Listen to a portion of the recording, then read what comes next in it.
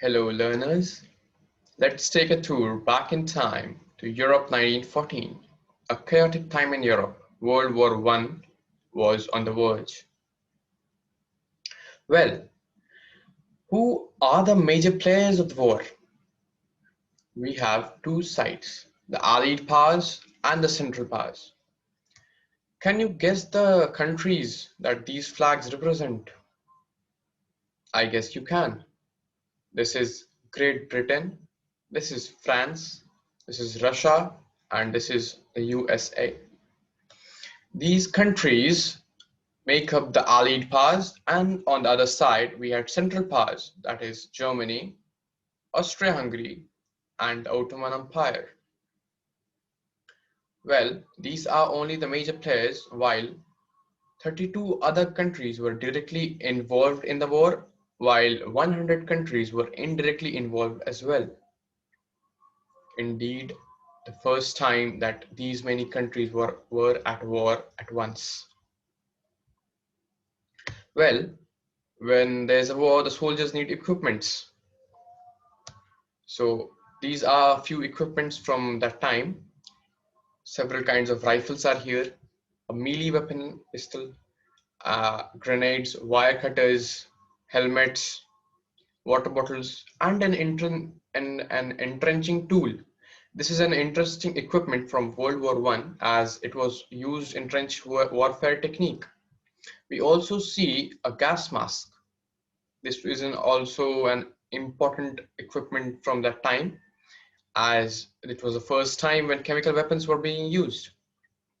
Well, condensing all into one, we get something like this. A soldier loaded with these equipments. So, I mean, guess how hard would it be to walk in such heavy equipments and clothing? That too in snow. This man is here is in snow. Well, war comes with casualties. So did this one. Over 60 million soldiers took part in the war, while 9 million out of them lost their lives. A heavy number indeed. The tallies are somewhat like this. Around 8 or 9 million Russians lost their lives, Russian soldiers, while Germany was not behind with only 7 million. And France was next. Then we had Austria, Italy, USA, Turkey, Bulgaria, Japan, Romania, Serbia, Belgium, Greece, Portugal, Montenegro. All these countries lost several lives, several important soldier lives. Well, it cannot be back paid. So we have some numbers here, like an or approx numbers that were wounded and killed, soldiers that were wounded and killed. Russia lost about 1,700,000 soldiers, and Russia lost 1,700,000 as well. France was at 1,300,000, Austria at 1,200,000, while some wounded soldiers were registered with 4,900,000 in Russia, 4,200,000 in Germany, 200,000 in France, and so on. Well, it's not good to remember all those casualties, of course. Well, what could have caused such a huge war? What could have been the reason for that? There are several, and we will discuss a few, the important ones. First one is militarism. Germany was creating its military power.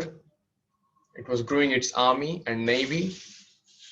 Thus, its neighboring countries were threatened by its growing power. It was growing to become a superpower. So France, its historical enemy, just before World War I, they had a Franco-Prussian War, where Germany annexed Alsace and Lorraine, and then the British Navy, that was also, you might say, threatened by the German naval power. British had the most elite navy in the world at that time, and that was being threatened by the growing German power. Of course, a matter of concern for the British. So the other countries also began growing their naval and military power. Once this began, it gave birth to arms race. Well, not exactly like this, somewhat like this. Since they are growing their soldiers and navy, they need arms and ammunitions, weapons. These are some weapons that can be seen that were used back in World War One. If you had played the game Call of Duty in your childhood, you must remember these weapons from that game.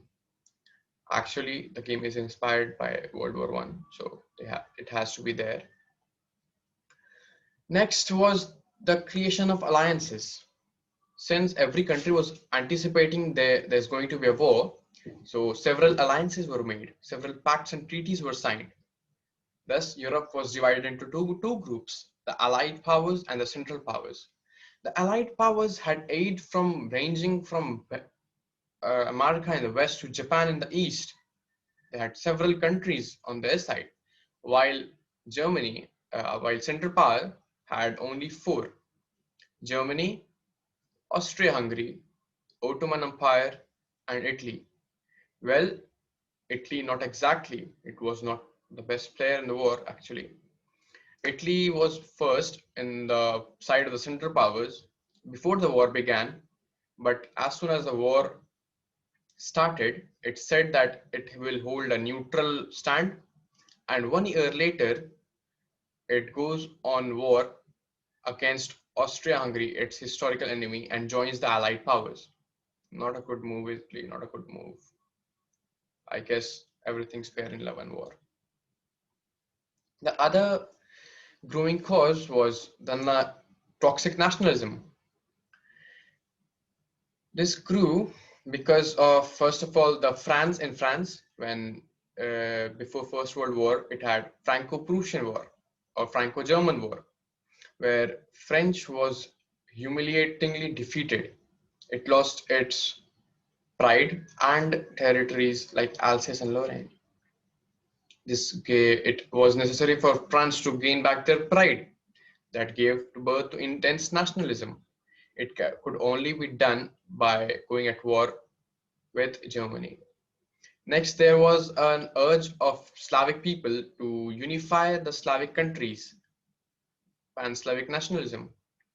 That the Slavic countries include Russia, Ukraine, Serbia, Belgium, Bulgaria.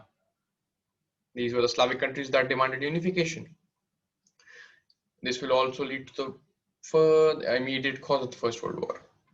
Next, we have imperialism. What is imperialism? Well, India is a very, very good example of a colony. So we must know imperialism very well. Several countries in Europe were indulged in making colonies all over Asia and Africa. So was Germany, France, and Britain. For example, there is a country in Africa, Morocco. France and Britain were already ruling there, or better say, exploiting it, when Germany came to capture that country or colonize that one. But France and Britain could not let that happen, as it would mean that Germany is going to be a superpower. So they allied together and fought against Germany to stop it from conquering Morocco. Thus, this gave birth to colonial rivalry, an important cause for the First World War. Now, the immediate cause. What lit the fire? On 7th of July, 1914, the heir to Austrian throne, Archduke Francis Ferdinand, was assassinated in Bosnia, Sarajevo by a 20-year-old extremist of the group Black Hand that aimed at unification of Serbia. At this, Austria was very, very angry, and it gave an ultimatum to Serbia that, of course, Serbia couldn't accept as it denied its sovereignty. So, on 28th July 1914, Austria declared war on Serbia. The important events that we will discuss are the assassination that we did, First World War beginning, First Battle of Mond, then use of poisonous gas, Luciana sink, and etc. We'll go on like on timeline. So July 28, 1914, Austria declared war on Serbia. Montenegro, France and Britain declare war on Austria in Serbia's aid, of course, while Germany comes to Austria's aid, and Montenegro and Japan declare war on Germany. Thus, several countries are already in the war. The First Battle of Mond, the first important battle in the First World War. September 6, 1914. Germany has already advanced into Paris, about 30 miles. So Paris, the plan was to surround Paris from all sides, the syphilis plan. The plan was to surround Paris from all sides and capture it. Once Paris was annexed, France was down. It was a very good plan, but they did not expect France to fight this good. Just move my screen. They did not expect France to fight this good. They brought in soldiers from the 6th and 7th French army, and the British British came to its aid. Several thousand soldiers were loaded in taxis and brought to Paris. They fought furiously against the British, and the British had to retreat. They retreated about 72 kilometers and dug trenches north of the Iron River. This gave birth to trench warfare technique. Well, this is the Iron River here, this one, and these are the Germans. They dug up trenches near the Iron River to defend themselves and to stop the France making them retreat any further. The trench warfare technique is important as it will be used till the end of the war. Well, the second important battle. It was Battle of Ypres of April 22, 1915. Also, the second most expensive battle in the war. 22nd April 1915. A fine afternoon. Germany is in the woods while France is holding the line. On Germany's favor was the wind.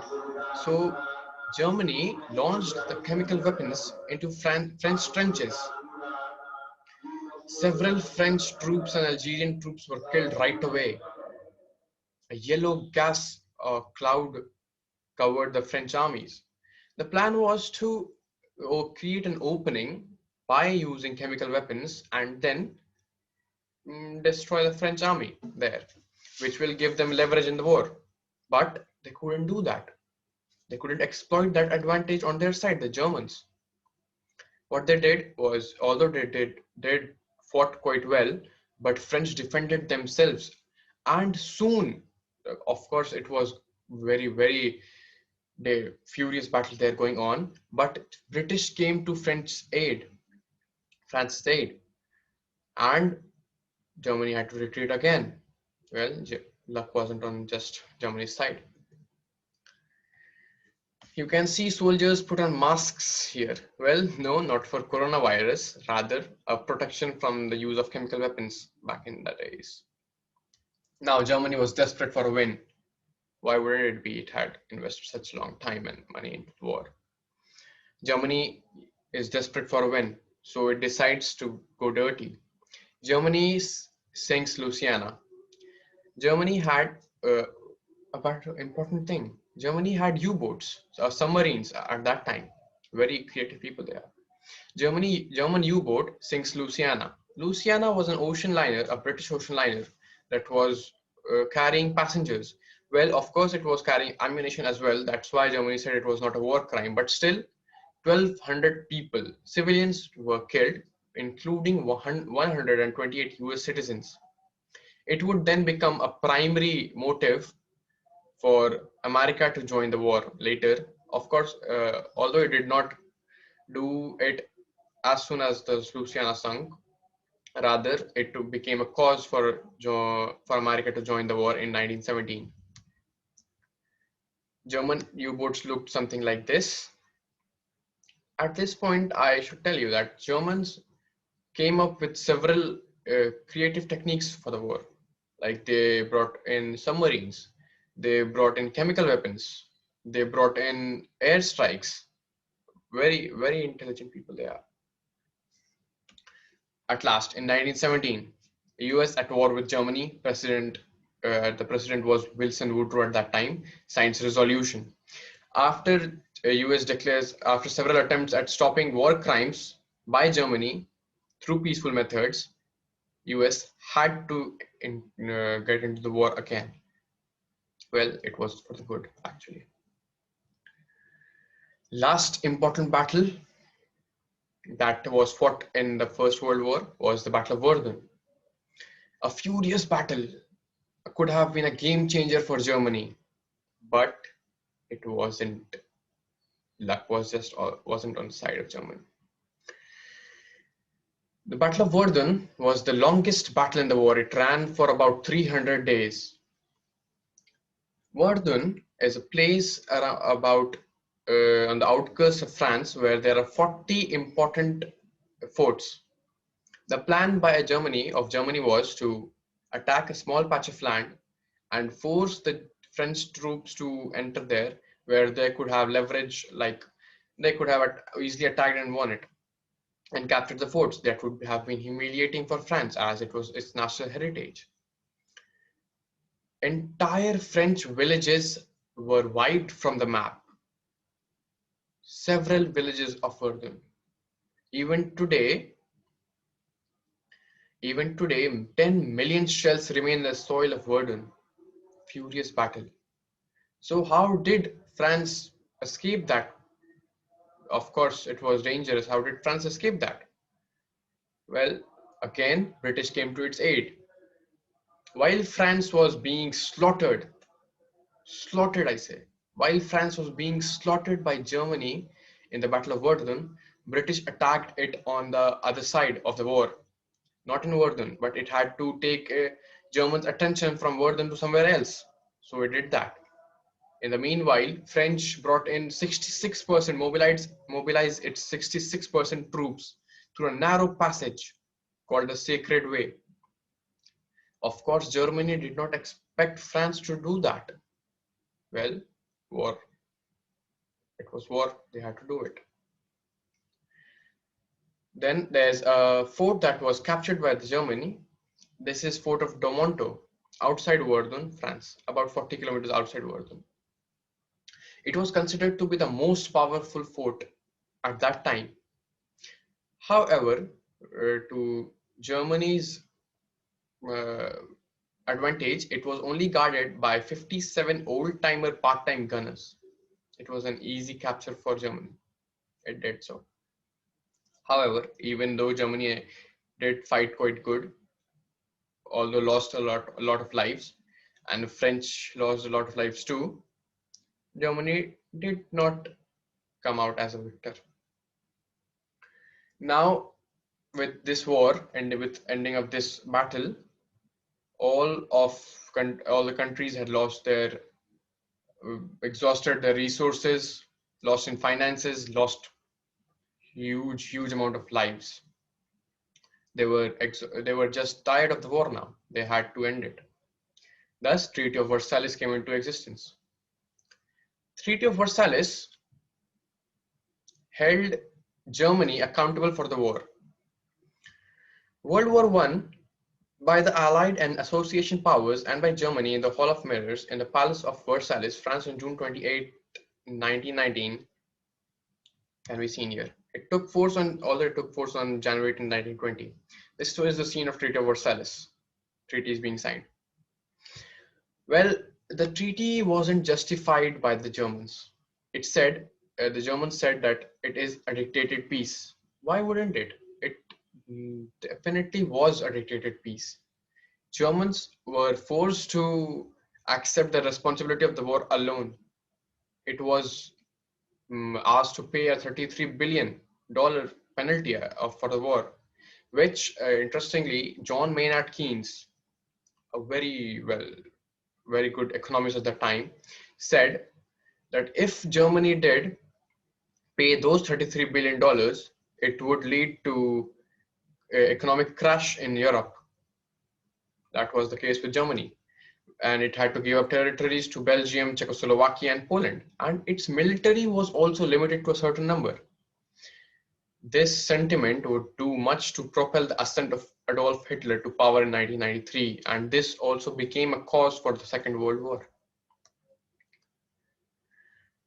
Well, now that although we know that the Allied powers, that was the British, France, the US, and Russia, are considered to be the victors or the winners of the war, who do you think were the actual winners here? Who do you think was the actual winner in the war? Was there one?